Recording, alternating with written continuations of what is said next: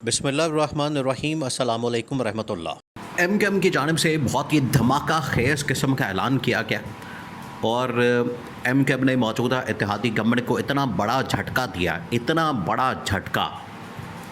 ये पहले भी आपको बताया था कि एम इससे बड़ी नाराज़ है मौजूदा हुकूमत से, शहबाज शरीफ से, ख़ास तौर पर नून लीग से, क्योंकि जिस तरीके से अब आप पहले नाराज़गी की वजह को समझें। नाराज़गी की वजह को समझना बड़ा ज़रूरी है। इसकी बैकग्राउंड पहले आप समझें। एम क्यों नाराज़ थे।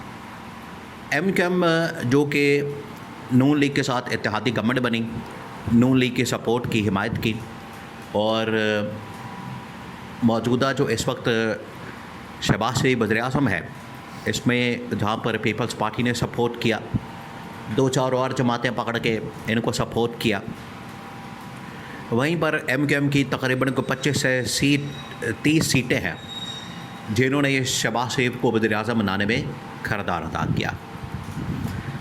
अब जब ये सपोर्ट मिलती है तो ज़ाहिरी बात है इसमें लेन देन होता है, मुकमका होता है। ये फ़ी सबीलिल्लाह तो कोई काम नहीं होता। मुकमका ये हुआ था कि एम जो सपोर्ट करेगी उसके बदले में एम को सिंध के अंदर गवर्नरशिप, वफाक के अंदर वजारतें और कराची की पोर्ट की वजारतें, वो सारी की सारी एम को मिलेगी। इसके अलावा कराची का मेयर, वो तमाम चीज़ें। अब इसमें शुरू में ही जैसे ही शहबाज शरीफ को वज़ीर-ए-आज़म बनाया, शुरू में ही पहला धोखा एम के साथ किया गया। जो मुआहदा था उसके ऊपर 50% अमल दरामद हो सका। तो पहला धोखा इनके साथ किया गया एम के साथ। दूसरा धोखा इनके साथ तब हुआ जब 50% में से भी जो सिंध का गवर्नर था कामरान तसोरी, उसको रातों रात शहबाज शरीफ ने बरतरफ करके सुबह नून लीग का गवर्नर वहाँ पर लगा दिया। अब ये एम के लिए बहुत बड़ा झटका था और आज भी वो इसका गुस्सा अपने दिल में लेकर बैठे हैं। उसका रंज, उसकी रंजिश, खलिश आज भी उनके दिल में मौजूद है। तो आज उन्होंने वो अपनी डिमांड, अपनी शर्त वो ज़ुबान पर आ गई है, वो ज़ुबान पर ले आए हैं और उन्होंने ये डिमांड रखती है। अब आ रहा है बजट जो कि गवर्नमेंट पेश करने जा रही है। आईनी कानूनी एक रिक्वायरमेंट है, इसको पूरा करना बड़ा ज़रूरी है। अगर ये बजट पास नहीं होता, अगर ये बजट पेश नहीं होता, एक पेश हो जाए, दूसरा पास हो जाए, अगर ये प्रोसेस मुकम्मल नहीं होता तो समझे कि गवर्नमेंट गई। ऑलरेडी इस्टेब्लिशमेंट ने महाज खोल दिया इनके ख़िलाफ़, इनका बजट रोक दिया, बजट सेशन कैंसिल कर दिया। उधर से एम ने भी मैदान में आई है और इतना बड़ा झटका दिया है नून लीग को, शहबाज शरीफ को, इनकी गवर्नमेंट को, कि इनके 14 तबक रोशन हो गए, दिन में तारे नज़र आ गए इनको। एम ने सबसे बड़ी डिमांड रखी कि सबसे पहले अगर आपने बजट के ऊपर हमसे सपोर्ट लेनी है, बजट के ऊपर आप हमसे चाहते हैं कि वोट दें, तो सबसे पहले हमारे गवर्नर को बहाल करें। वो गवर्नर जिसको रातों रात बरतरफ कर दिया गया कुछ महीने पहले, उसको बहाल करें, नंबर 1। नंबर 2, वफाक के अंदर हमारी वजारतें बढ़ाई जाएँ और इसके अलावा कराची के अंदर मेयरशिप दी जाए, सिंध के अंदर भी हमें पीपल्स पार्टी के साथ गवर्नमेंट के अंदर शेयर दिया जाए। ये अब डिमांड रखती हैं और अगर ये नहीं किया जाता, अब जो धमकी सामने आई है उनकी जानिब से ऐलान कर दिया गया, ये पैगाम दे दिया गया।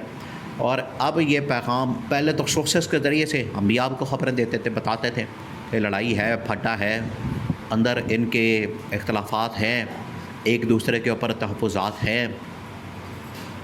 अब वो खुल के सामने आ गए। एम ने कहा कि अगर आप इसको पूरा नहीं करते, ये हमारी डिमांड की लिस्ट है, ये हमारी फरमाइशें हैं, ये हमारी शराइत है, अगर आपने वोट लेना है तो इनको पूरा करें। अगर आप ये पूरा नहीं करते तो ना आपको वोट मिलेगा, ना आपको सपोर्ट मिलेगी, और उल्टा हम गवर्नमेंट से अलहदगी का ऐलान कर देंगे। ये अब हुकूमत को कैटेगोरिकली बता दिया गया, इनको बता दिया गया, इनके नॉलेज में आ गया। और इसमें एक और आपने गेम समझनी है, वो ये कि ये जो MQM ने बात की है, ये MQM ने अपने सर पर नहीं की। MQM तो सुबह रोटी भी नहीं खाती, नाश्ता भी नहीं करती, बाथरूम भी नहीं जाती, जब तक कि MQM को इस्टेब्लिशमेंट की जानिब से ग्रीन सिग्नल ना मिल जाए। ये जो MQM इस वक्त पड़ गई है नून लीग को, ये ऑर्डर आया कि पै जाओ, उसके बाद MQM असल में खुल के सामने आई और उसने तमाम शराइत और डिमांड्स और तमाम की तमाम जो डिमांड की लिस्ट है वो सामने रखती है। तो इस्टेब्लिशमेंट अब मौजूदा गवर्नमेंट को घेर रही है, मौजूदा गवर्नमेंट को ला के वहाँ पर मारना चाहती है, जहाँ पर इनको पानी भी नहीं मिलेगा, पानी भी नसीब नहीं होगा। और मौजूदा गवर्नमेंट को ये बता दिया गया, मौजूदा गवर्नमेंट के गिरद घेरा तंग कर दिया गया कि अब आप लाइन हाज़िर हो जाएं, अब आप आ जाएं इस बात के ऊपर। ये डिमांड्स हैं, ये शराइत हैं, ये मुतालबात हैं। अगर आपने पूरे कर दिए तो ठीक है, वरना आप घर जाने के लिए तैयार हो जाएं। और उसमें इब्तदा जो है वो MQM ने करती है।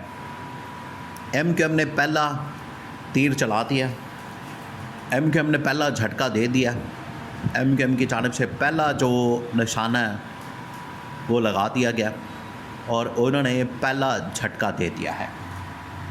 अब ये गवर्नमेंट के ऊपर डिपेंड करता है। देखिए, गवर्नमेंट ने अगर बजट पास करवाना है, कंटिन्यू करना है और ये पूरा निज़ाम चलाना है, सेटअप चलाना है, तो इनके लिए क्या क्या चीज़ें ज़रूरी हैं।